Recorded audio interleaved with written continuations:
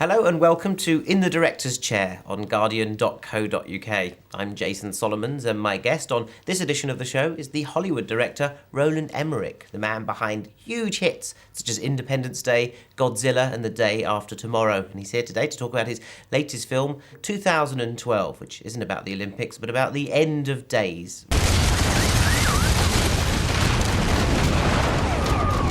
Jackson, hurry up! Look behind you! Holy. Careful, careful.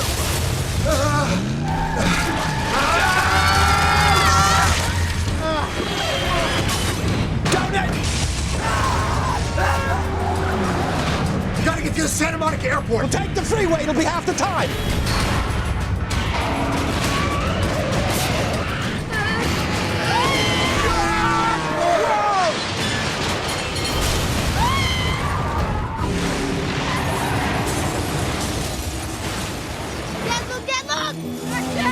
No!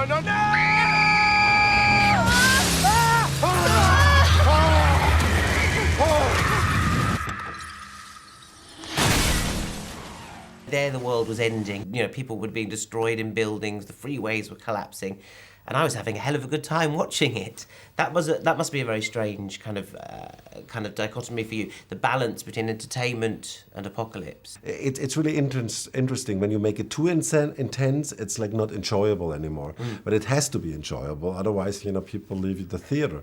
So it's a very fine line, and sometimes you get a little bit too funny, and then you take it out, and then you put it back in, and take it out. So there's a lot of discussions going on. I thought this was pretty funny, actually. I quite enjoyed it, and then I realised, what am I enjoying? The mass destruction. I wanted to ask you something. Yeah, I only got a minute. Hey, Pickle? no. I was listening to the broadcast, and I was wondering, what exactly is it that's going to start in Hollywood?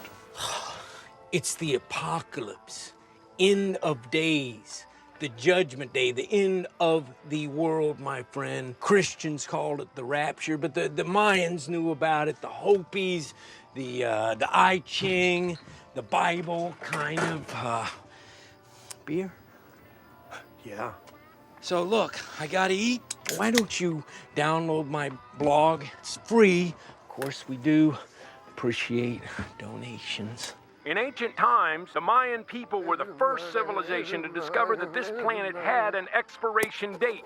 According to their calendar, in the year 2012, a cataclysmic event will unfold caused by an alignment of the planets in our solar system that only happens every 640,000 years. Oh, not again.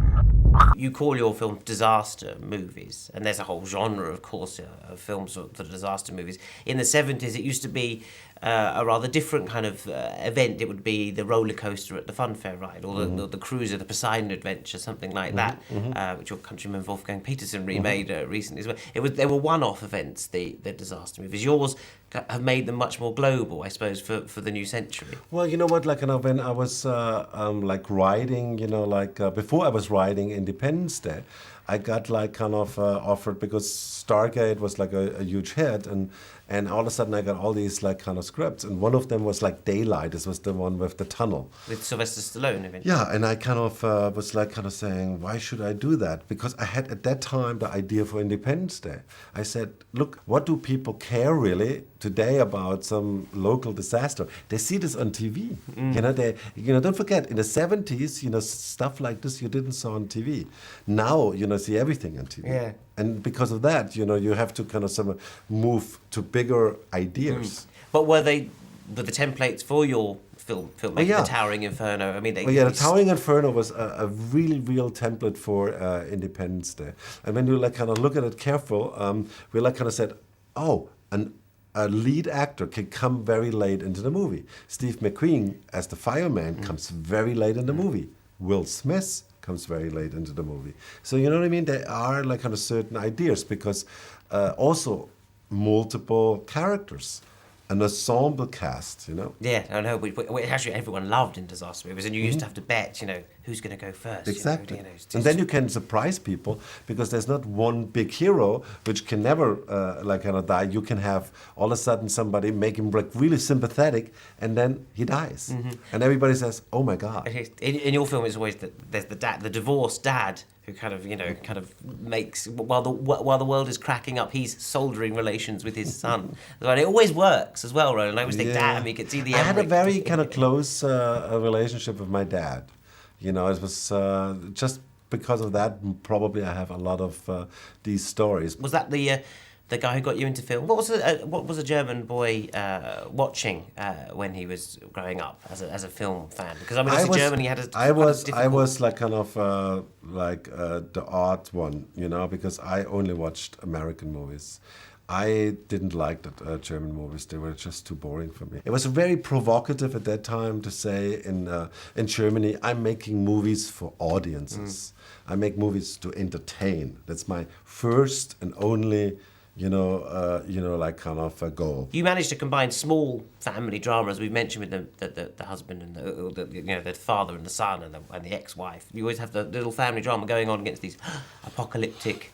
I like just the fact, that when you like have these like kind of big, like kind of scenarios, and these incredible scenes, all of a sudden cut to like a very, very small moment, and I'd much rather do a scene like this than some of these like kind of really big I was going to say, where's the fun for a director now? Is it in these making kind of the scenes? In these kind of scenes. But the scene where the plane's flying through the crumbling Los Angeles and you're through the well, that's the kind of canyons, something that's just very tedious, I mean, a sequence like this, gets created like in the course of like 14, 15 months.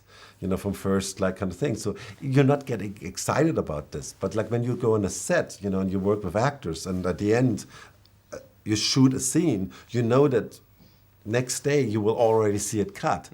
Well, These like visual effect sequences, they're like kind of tedious and boring, and yes, they're not at the end the most exciting thing, but like by the time the moment like kind of the acting scenes take over, I'm totally leaning back and enjoying it, right, and just like kind of relaxed and emotionally involved. Just before you go, you are the master of apocalyptic cinema at the moment, the global disaster movie.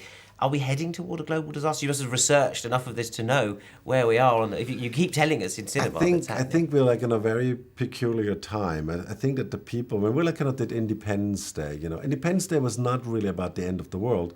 It was more like a fight about like kind of good against evil. And, it was like the invasion of privacy. That was like kind of the theme of it. And Day After Tomorrow was like kind of more like a warning. If we keep doing what we're doing, our world will definitely change to the worse. And this movie is like kind of really a little bit born out of this zeitgeist, that I feel around me since 2 or 3 years, that people are very, very, like kind of not looking forward to the future. They're very, very, everybody's very scared, very depressed, I feel like kind of some sort of like end of the world, like kind of feeling. That's what I need to go and see in the cinema on a Friday night. Weltschmerz. You give Weltschmerz, but with a laugh. We give Weltschmerz, but it's fun. Yes, exactly. Well, it is 2012. Well, I hope the Olympics are as much fun as your 2012. Yeah, but like I mean, it wouldn't be fun. Would be like kind of boring, and I don't want to have that either. So, Roland Emmerich, certainly you could not accuse you of making boring films, Roland Emmerich. Very nice to see you. Thank you for coming in the director's chair. Okay.